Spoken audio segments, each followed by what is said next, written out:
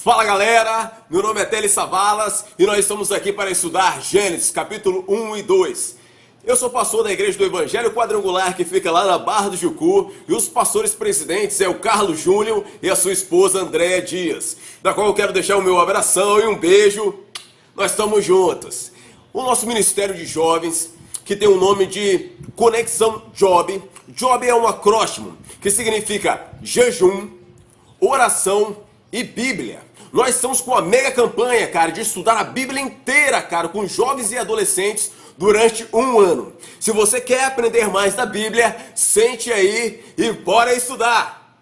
Muita treta, muita treta, é muita treta! Primeiramente, sobre as regras de interpretação de texto. A língua portuguesa, ela tem mais de 300 mil palavras. No entanto, o hebraico, ela chega a mais ou menos umas 8 mil palavras. Então entenda como é a dificuldade do nosso português contemporâneo entender a Bíblia. A Bíblia foi escrita em 3 línguas: hebraico, aramaico e o grego. Nenhuma dessas línguas atualmente de fato está em vigência.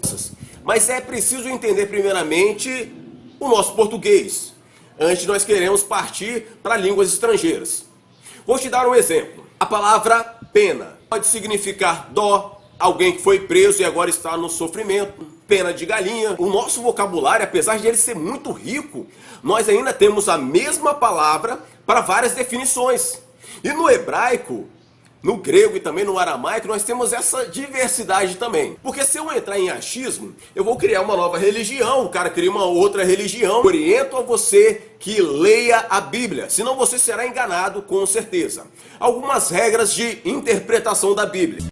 Primeiro, orar e estudar. Você precisa orar bastante para que o poder do Espírito Santo entre na sua vida, para que você tenha o real discernimento. E essa palavra discernimento é o que falta realmente nas nossas vidas e na igreja contemporânea e moderna da qual estamos vivendo. Estudar bastante, porque se você simplesmente orar, você pode virar um fanático, um maluco desse, suicida, kamikaze, que jogam aviões em torres por aí. A gramática da sua própria língua e das outras línguas, entender como é que foi a cultura, quais são os seus usos, os seus costumes, de acordo com as visões do neopentecostais e pentecostais, é em base de revelação. Tudo é uma visão. Eu fico assim impressionado porque é o seguinte: Deus criou um testamento. Se ele criou um testamento e deixou por escrito, como é que vem um cidadão dizendo: Deus te disse isso? Eis que te digo porque Deus mandou te passar essa revelação. É claro que eu não posso generalizar, porque se ele disse, Deus está te dizendo para que você seja forte e corajoso. Opa, já vi isso em algum lugar da Bíblia. Se ele está dizendo o seguinte: Deus mandou te dizer que no mundo tereis aflições, olha lá, eu também encontro isso na Bíblia. Mas quando alguém vem dizendo, Deus te mandou, Deus me mandou, e não tem nada a ver com a Bíblia, corre porque é heresia vindo aí a galope, cara. Saber qual é o tema do livro. De Gênesis a Apocalipse, nós vamos entender que o tema da Bíblia é redenção de Cristo. Terceira coisa, a Bíblia interpreta a própria Bíblia. Se você pegar um texto difícil compreensão, pegue um texto que tem as mesmas características ou palavras que sejam mais fáceis de entendimento. Por exemplo, tudo posso naquele que me fortalece. Se você pegar literalmente isso, você vai entender que tem super cristãos em nosso meio, na comunidade. E na verdade não, diz sobre um cidadão chamado Paulo, que estava preso, passando por necessidades. Ele dizia o seguinte: olha, eu posso estar preso, eu posso estar livre, mas tudo posso naquele que me fortalece. Eu posso ter dinheiro, eu posso não ter dinheiro, mas tudo posso naquele que me fortalece. Então a Bíblia, ela interpreta a própria Bíblia. O Antigo Testamento, ele deve ser visto sempre com a luz do Novo Testamento. Por exemplo, é preciso guardar o sábado? É preciso fazer sacrifícios? Não é preciso mais guardar o sábado, porque no Novo Testamento diz que Jesus é o Senhor do sábado. Não é preciso mais fazer sacrifícios, porque Jesus foi o nosso sacrifício. O texto quer dizer o que o autor quis dizer. É bem óbvio isso, cara. Mas assim, tem umas linhas teológicas, algumas correntes teológicas, que eles Eles pegam um versículo e às vezes não tem nada a ver com aquilo que de fato o autor está falando. Eles vão falar o seguinte: aqui onde é pé, não é pé, é mão. Não, aqui onde é mão, não é bem isso, não é mão. Aqui onde diz vinho, não é bem isso, vinho não. Você faz qualquer prova de português, ela diz o seguinte: interprete o texto. Se você colocar qualquer coisa que o autor de fato não quis dizer, você é reprovado, ou você tira uma nota baixa. Na Bíblia, nós também não podemos ter essa questão de eu acho ou eu entendo. Tenha sempre o sentido literal, natural, em vez do sentido figurado. Por exemplo, quem crê será salvo, e quem não crê será condenado. Literal, de fato, é natural, de fato existe o inferno. Outro lado, Jesus é o pão da vida. Ele não está dizendo que ele foi fabricado em alguma padaria e saiu. Cabe a analogia nesse caso. O texto, ele sempre deve ser visto à luz do seu contexto. Raiz de amargura, corrigindo. E eles falam o seguinte: você não deu paz para aquela pessoa, ou você falou alguma coisa que ela ficou irritada e não sei o que. Olha, vai criar uma raiz de amargura na vida daquela pessoa e ela pode se afastar, ela pode se privar da graça de Deus. Mas se você olhar bem o que o autor disse nisso, ele faz uma alusão a Deuteronômio, lá no capítulo 29, onde diz que raiz de amargura significa apostasia, onde as pessoas estavam tentando adorar outros ídolos, fazendo com que isso eles tivessem paz com o verdadeiro eterno. Da Pentateuco, que são os 5 livros da Bíblia, por Moisés. Mateus vai falar sobre isso, onde eles colocam uma situação aos fariseus, uma situação de divórcio. Então eles vão falar assim: então por que Moisés mandou fazer isso? Então a Bíblia, ela traz muitas autorias de que foi Moisés que escreveu. É importante fazer esse tipo de pergunta: quem escreveu? Para quem escreveu? Por que escreveu? Qual é a origem? Como? Quando? Para quê? Como? Faz com que você enriqueça em relação ao texto e principalmente não seja enganado. A palavra Gênesis vem do hebraico e significa Bereshit. A palavra B é uma preposição. Uma preposição, ela tem vários significados no hebraico. E eu anotei aqui, esses significados pode ser tanto pelo, no, para e através de. E Reshit pode significar cabeça, princípio, primeiro, primogênito e primazia.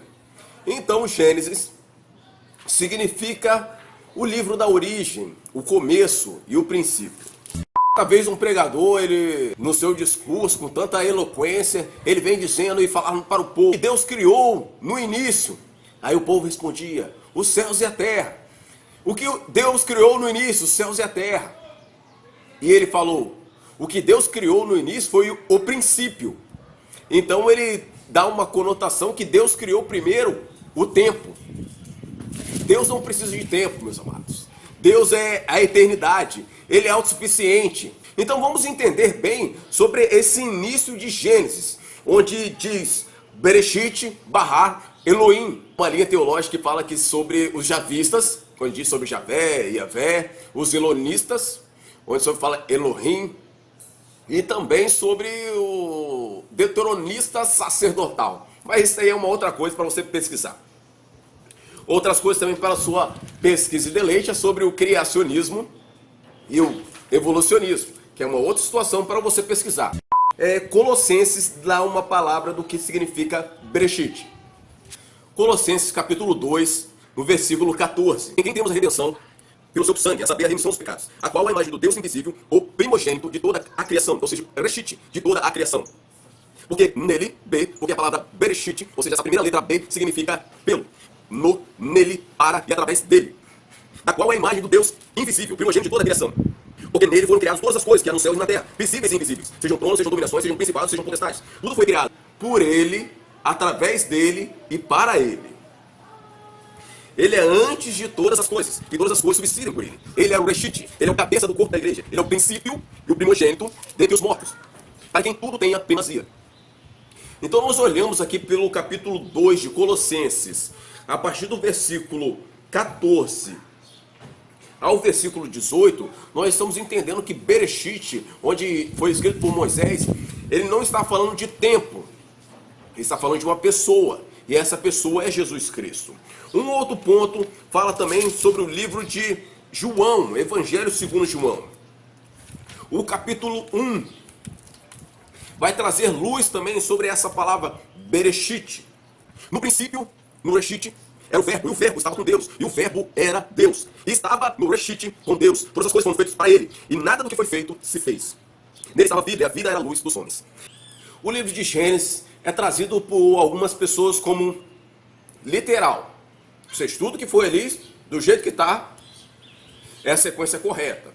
Porque pode ser que um dia para Deus seja como 1000 anos, e 1000 anos para Deus seja como um dia. Pode ser também uma forma, ou outro radical, que seria uma forma poética. E alguns tratam isso como se fosse uma forma, um mito. A Bíblia não é um livro para ser lido, é um livro para ser meditado, porque ele não é como um livro qualquer. A Bíblia, infelizmente, é o livro mais ignorado da face da terra. Porque é o seguinte, quando chega comida para você, você não a engole, você a mastiga. E mastiga bem para sentir aquilo ali. Uma outra situação sobre essa questão de alimento é que mesmo que sirva um alimento envenenado para você, nas melhores taças, nos melhores garfos, sejam eles de prata ou ouro, ou na melhor bandeja, você irá recusar. Então é preciso estar atento exatamente para essas palavras que possuem um teor de filosofia e de sabedoria, mas no fundo elas não servem para nada, para refrear os desejos da carne. Então o que eu quero trazer nesse momento é: leia a Bíblia, estude a Bíblia e seja um estudante, um apaixonado pela Bíblia. É que a Bíblia, ela foi dividida em capítulos e em versículos. Foi dividida em capítulos por Stephen Langton, lá no século 13, e em versículos por Robert Stein, lá no século 16. As universidades, elas foram criadas com o intuito, logo no começo, de simplesmente estudar a Bíblia. Um engenheiro, um médico, um dentista, um filósofo, qualquer pessoa que tenha feito esse curso, para ele ser chamado de engenheiro, ele precisa ter um diploma, ele precisa ter estudado 4 a 5 anos para dizer que ele de fato é aquilo. Agora nós somos cristãos. Se estamos falando que somos cristãos, nós devemos nos saturar da Bíblia. Nós devemos então ler e estudar a Bíblia diretamente, todos os dias. E isso vai dizer de fato que nós somos cristãos. É impossível você dizer que ama a Deus se você não busca meditar na Bíblia de dia e de noite. Eu quero dizer para vocês, vamos conosco ler a Bíblia em um ano. Começamos em Gênesis, capítulo 1 e 2. E amanhã iremos partir para o capítulo 3 e 5. Eu espero espero ter contribuído com alguma coisa para o seu conhecimento. Espero que você ore, espero que essas palavras entrem no seu coração para que você seja cada vez mais apaixonado pela palavra de Deus. Muito obrigado e até a próxima.